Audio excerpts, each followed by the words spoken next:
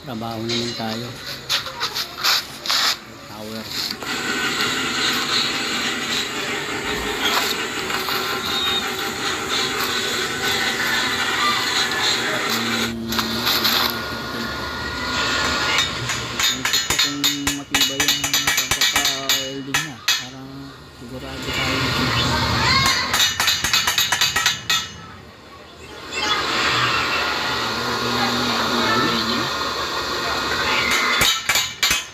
Ako din yung aakit.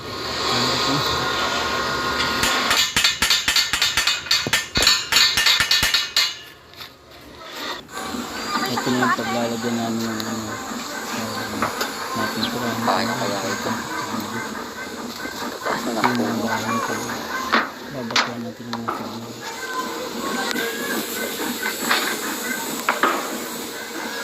Ito yung dati yung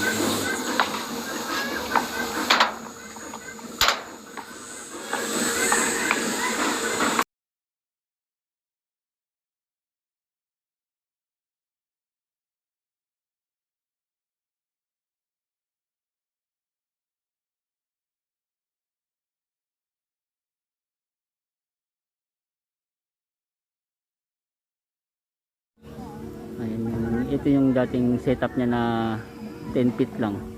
Pero antena na yan, yung papunta doon sa kabila. Doon sa kabilang bahay na. Ayun yung bahay doon sa kabila na kulay white ate. Doon yan papunta yung signal niya. Kasi hindi na makapasok yung fiber dyan sa lugar na yan. Kami na nagbabato ng signal dyan.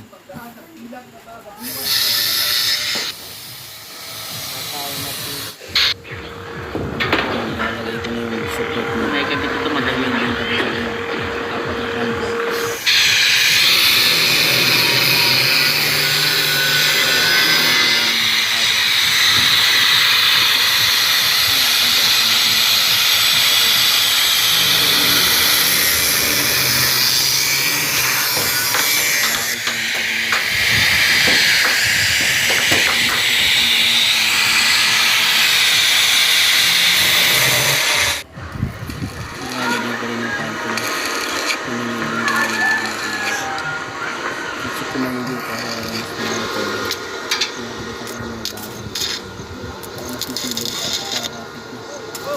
Kasi isa lang maputol dyan, tutumba yung tower. Kaya kailangan makapit ng tibay na tower.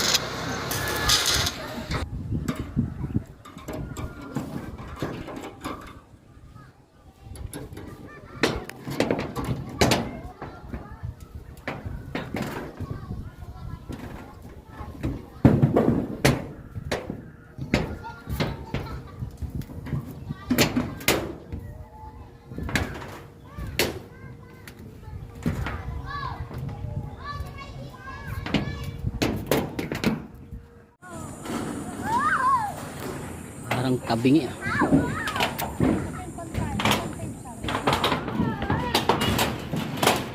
Tabingi ano, parang tabingi yung gitna. Pag welding ata yan.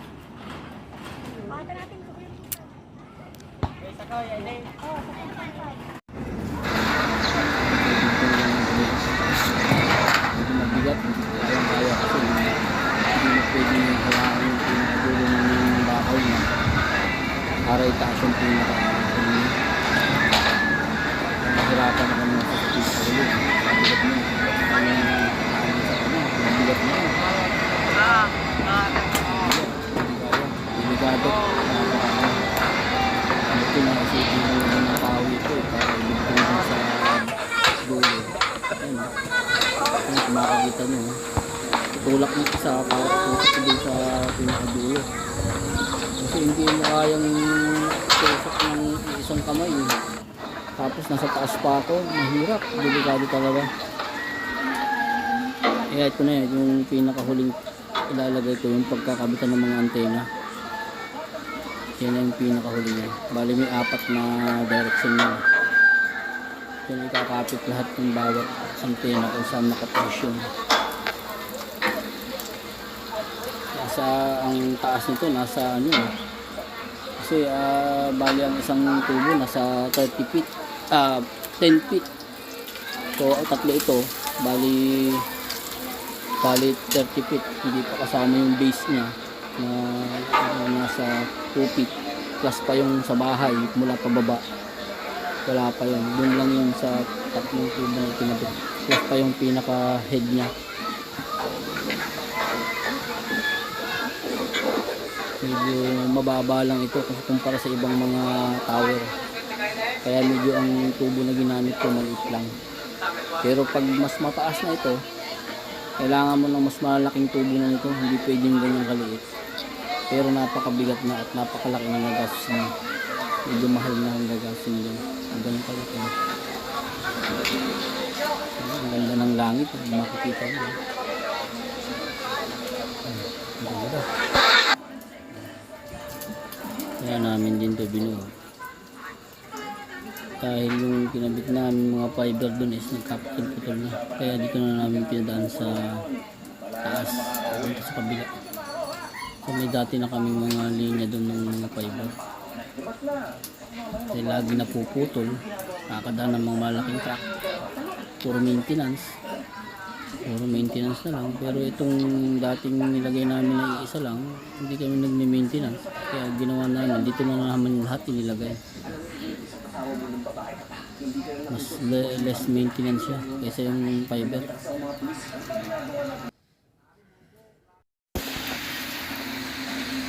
Ito yung nakikabit ko na nga yung antena. Ayan, kakabit ko pa yung iba. Isang P2P tsaka dalawang antena ng wifi. Ayan, nakataas.